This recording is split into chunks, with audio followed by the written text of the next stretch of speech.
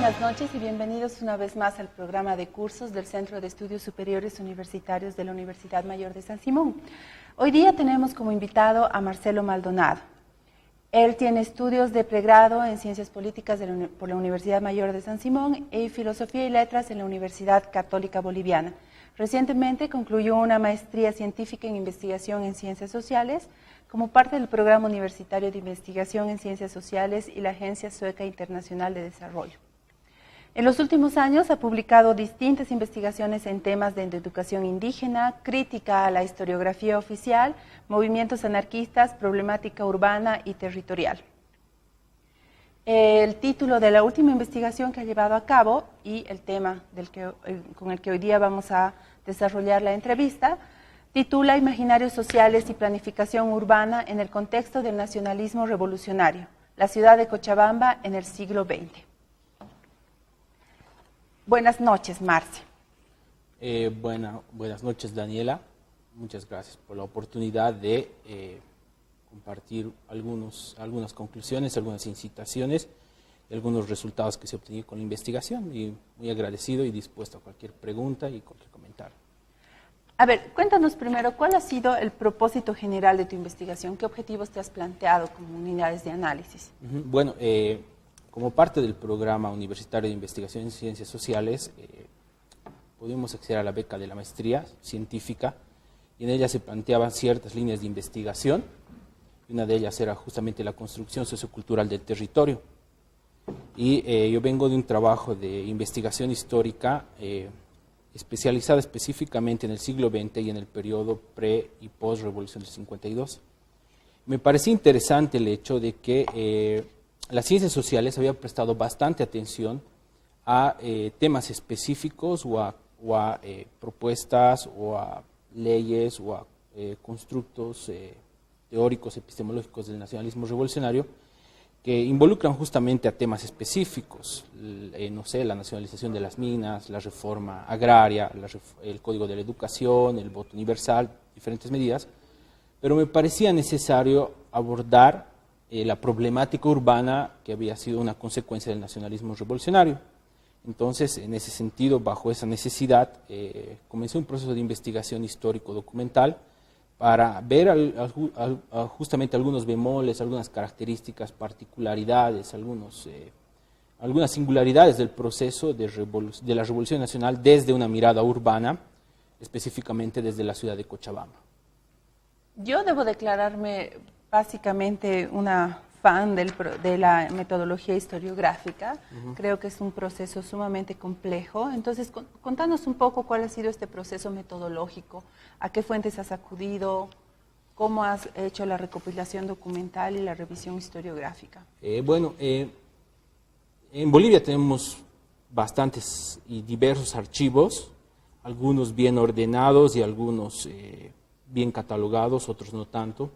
Así que comencé como es el rigor de una investigación científica, con un proyecto metodológico claro de qué unidades de análisis, de qué variables, qué indicadores tenía que tocar en una investigación histórica, y teniendo en cuenta en claro cuáles eran las reglas del juego, comencé a hacer una visita de los diferentes archivos, tanto locales como nacionales. Acá tenemos el archivo de la Casa de la Cultura, que si bien tiene dispersa y desordenada todo lo que se podría llamar como documentos municipales, sí se pueden acceder a anuarios municipales, la legislación municipal y sobre todo la hemeroteca de Demetrio Canelas, que está también en la Casa de la Cultura, que tiene un buen número de periódicos. Trabajé yo específicamente con el periódico El Pueblo, que es un periódico que se podría decir próximo al nacionalismo revolucionario,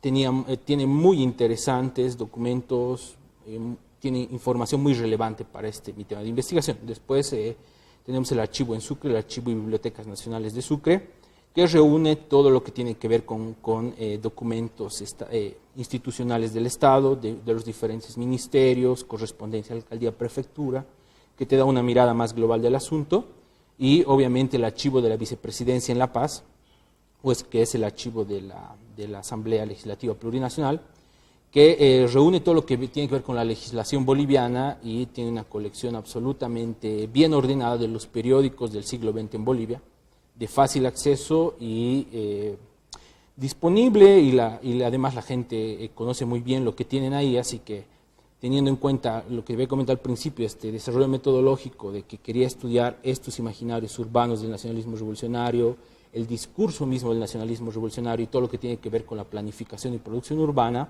trabajé en estos tres archivos, se podría decir sistemáticamente, ordenadamente y con bastante paciencia, porque es mucha información que yo puedo encontrar. Y ya para introducirnos en los hallazgos y en el análisis de tus unidades, dime, ¿cuáles han sido esos imaginarios que crees tú han contribuido a la reconfiguración de la ciudad y el paisaje urbano, instalados en el nacionalismo revolucionario? Es bien complicado pensar en el abordaje de imaginarios sociales urbanos específicamente.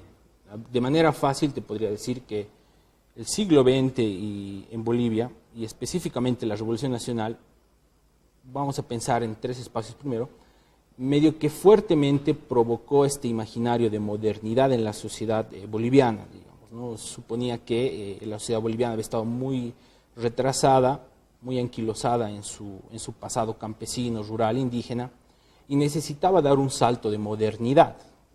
Entonces se creó un imaginario de modernidad que está muy articulado a la educación, está muy articulado a la urbanización de la sociedad boliviana, está muy articulado a la construcción de condiciones de ciudadanía, de espacios de participación política democrática, que suponían poner de lado ese pasado oligárquico, colonial, que había caracterizado a la sociedad boliviana, justamente por su condición de país monoproductor, dependiente de una élite económica, social, determinada como la oligarquía minero-feudal y todas esas cuestiones.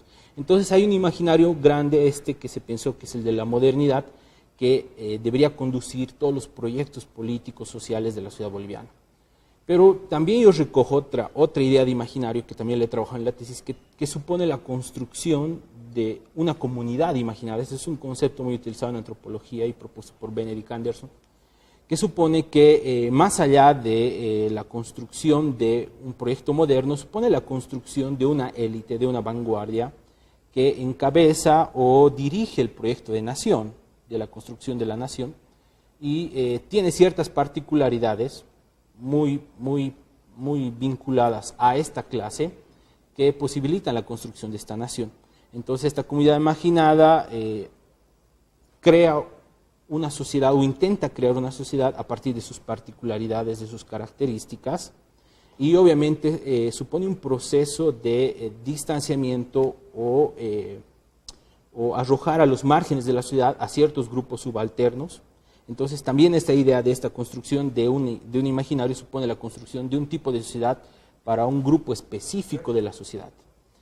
Hay entonces, como te comento, este imaginario modernidad, esta comunidad imaginada, y un tercer elemento que me parece que lo trabajé también en la tesis, pero me parecería fortalecerlo más, ver este imaginario en torno a una construcción de una relación ontológica entre el ciudadano, el habitante de un espacio y su medio ambiente, digamos, ¿no? Porque, el problema ambiental es universal en este momento. El cambio climático ha ocasionado variaciones, ha ocasionado problemas a nivel local, pero a nivel específicamente de la relación hombre-naturaleza hay un imaginario que también es necesario estudiar. Entonces estas tres percepciones de imaginario son las que yo he trabajado.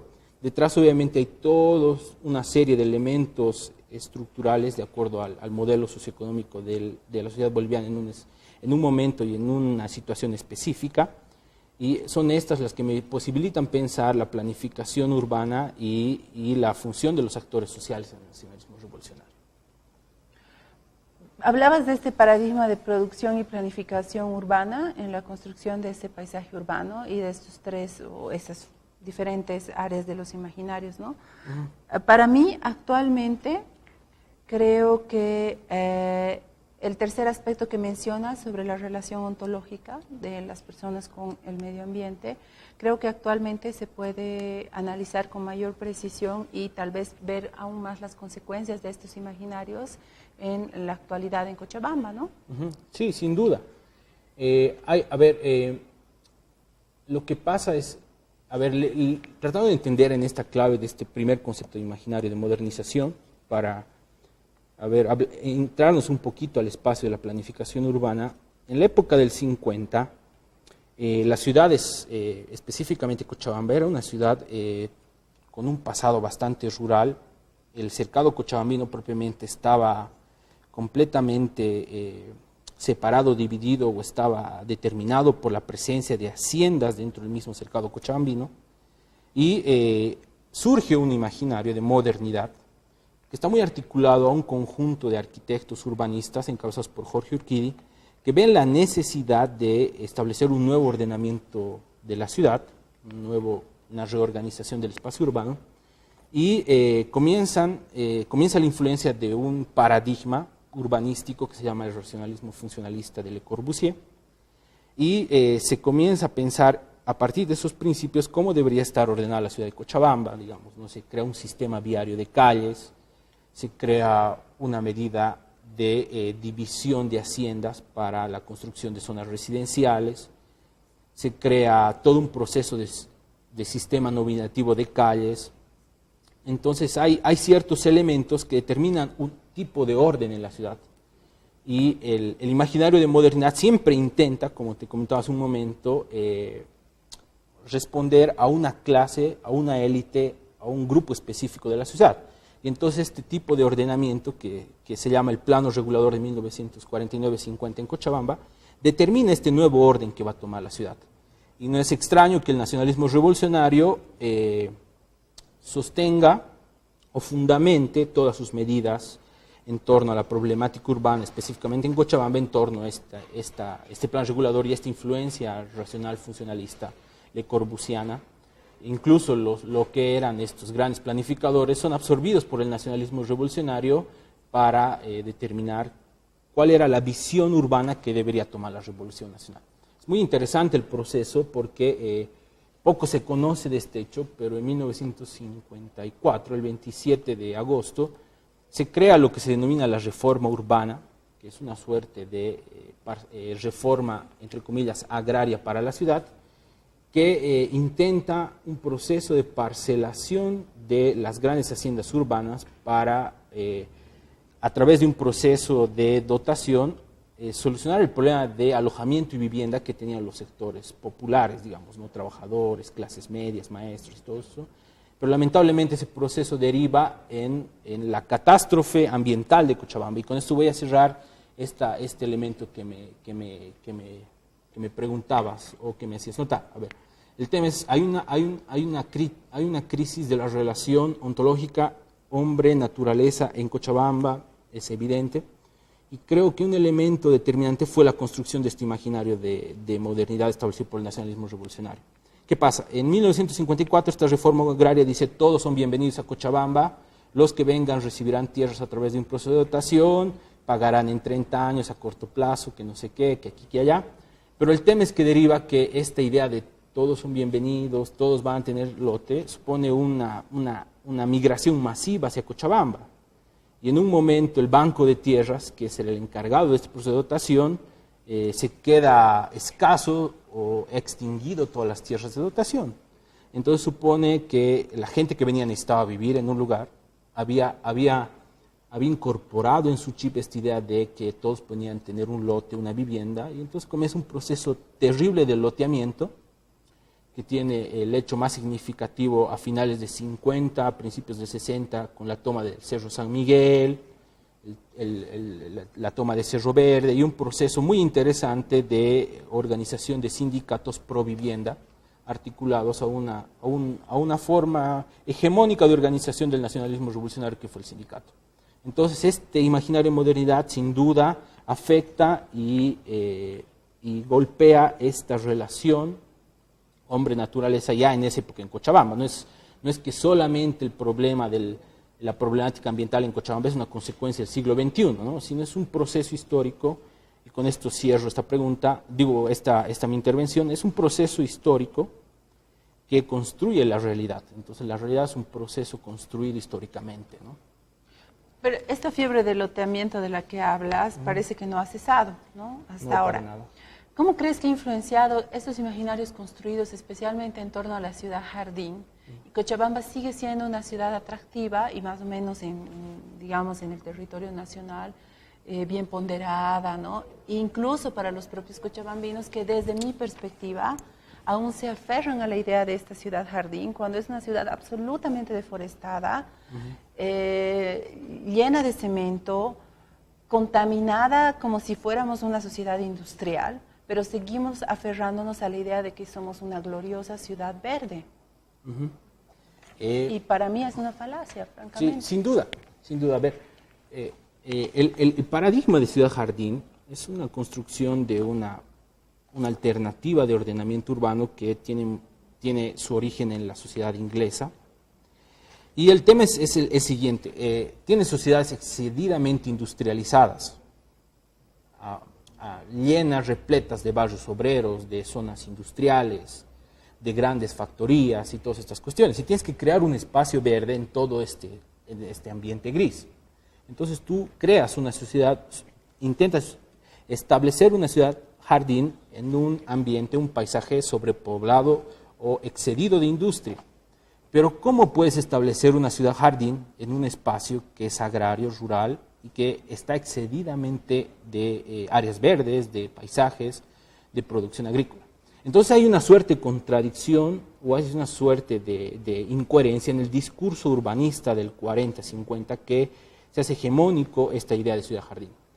Mira, una cosa interesante de la tesis es que se concluye que la ciudad jardín y el paradigma de ciudad jardín favoreció solamente al reordenamiento espacial y urbano de una zona específica de la ciudad. Todo lo que yo llamo esta suerte media luna, que va de la zona norte, oeste, este, digamos, ¿no? Muyurina, Tupuraya, Calacala, Mayorazgo, donde el nacionalismo revolucionario puso todas sus fuerzas y todas sus energías y utilizó un conjunto de medidas municipales para establecer un reordenamiento urbano, un proceso de parcelación, se podría decir legal, un sistema viario de calles, una apertura y ensanche de calles, todo un proceso que supuso la segregación de los otros espacios de la ciudad.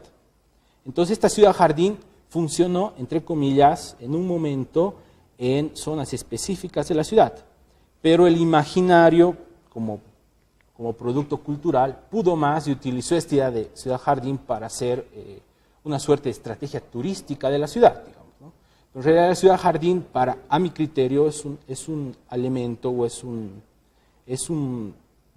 ni siquiera es un discurso, sino es una práctica discursiva que solamente posibilita la segregación del espacio urbano entre norte y sur. En la zona sur no vas a encontrar ciudad jardín, vas a encontrar ciudad jardín en Tupuraya, en Calacala, en Mayorazgo, en Queruquero, en zonas determinadas de la ciudad, pero el otro lado no. Entonces es una aberración seguir pensando en ese concepto que es específicamente de un momento determinado de la sociedad capitalista, excesivamente industrializada y todas esas cosas con sus contradicciones, teniendo en cuenta que nuestras ciudades tenían un modelo de desarrollo desigual y todas estas cuestiones, ¿no? Así que hay que ver, y creo que el ejercicio ahora es justamente hacer una deconstrucción de este imaginario de Cochabamba como ciudad jardín, porque ciudad jardín, como tú lo decías, no lo tenemos nada, ¿no? Tú, o sea, a partir de lo que me dices, ¿crees que específicamente en Cochabamba, además, lo verde se ha convertido en un privilegio de clase? Sin duda que sí, digamos. Yo creo que no solamente de clase, ¿no? Sino de un cuerpo social culturalmente determinado, no solamente económicamente, digamos, sino un estrato social, yo más específicamente, ¿no? Determinaría, porque la construcción del discurso municipal se enfocó en favorecer a sectores específicos de la sociedad, en espacios específicos de la sociedad, para que se posibilitara este imaginario ciudad jardín.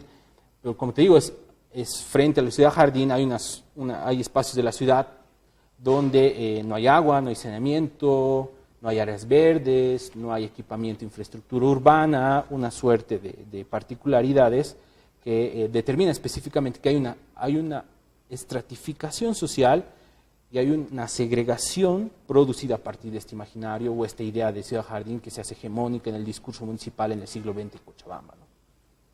¿Cómo crees que tu investigación nos puede ayudar a percibir la realidad actual? ¿Qué elementos nos das? Ahora no sé si el discurso o la investigación o un sector específico de la investigación se pregunta o trata de buscar los efectos del cambio climático en el siglo XXI y el proceso de excesivo desarrollo capitalista, la industrialización excesiva y la irresponsabilidad de los países de primer mundo, los gases tóxicos, una suerte de artefactos que te dan como conclusión de que el problema del cambio climático es una cuestión ajena que nos afecta, digamos, ¿no? Lo que propone la tesis específicamente es que la realidad es una construcción histórica, la realidad social es una construcción histórica. Y entonces, cuando piensas en la realidad desde una construcción histórica, es necesario visibilizar estos momentos donde se construyen determinados imaginarios sociales sobre hacia dónde debe apuntar el desarrollo de la sociedad. Entonces, cuando el nacionalismo revolucionario te dice que hay que modernizar la ciudad boliviana, que hay que ordenar la ciudad, que hay que urbanizar la condición de ciudadanía, te está dando elementos que a la posterior va a afectar la relación hombre-ciudad, hombre-espacio, hombre-ambiente, digamos, ¿no? Entonces, te demuestra que en todo el proceso, en todo el paradigma de producción y planificación urbana desarrollado con el nacionalismo revolucionario, ya puedes visibilizar esta ruptura o este quiebre de la relación de espacio-hombre-naturaleza, determinado también por un tema que es indispensable discutir, digamos. No es necesario que la sociedad boliviana se vea subsumida por el modelo modelo económico capitalista. Es que el espacio cochabambino tenga un valor de cambio, se convierte en mercancía. Antes el espacio cochabambino mínimamente era mercancía, digamos, ¿no? Pero con la guerra del Chaco y todo este proceso, el espacio urbano, el suelo urbano comienza a crecer económicamente, el valor del suelo urbano excede los límites y todo este proceso supone una ruptura de esta relación hombre-naturaleza, digamos, ¿no? Así que hay que ver en esta suerte de claves, de momentos, cómo el problema ambiental supone un problema histórico, supone una construcción histórica a partir de estos imaginarios de modernidad, de la construcción de una nación, de la condición de ciudadanía, de la necesidad de verse como habitante del espacio urbano, digamos, ¿no? Bueno, me gustaría quedarme a conversar todavía más sobre el tema porque es absolutamente fascinante hacer una revisión histórica para comprender la realidad actual y también para encontrar estas alternativas, esa mirada, como mencionabas, extremadamente funcionalista de la ciudad y del uso del suelo urbano. Uh-huh. En otra entrevista será. Muchas gracias, Daniel. No, muchas gracias a ti. Muchas gracias por compartir ese espacio de cursos del CESU y hasta una próxima oportunidad.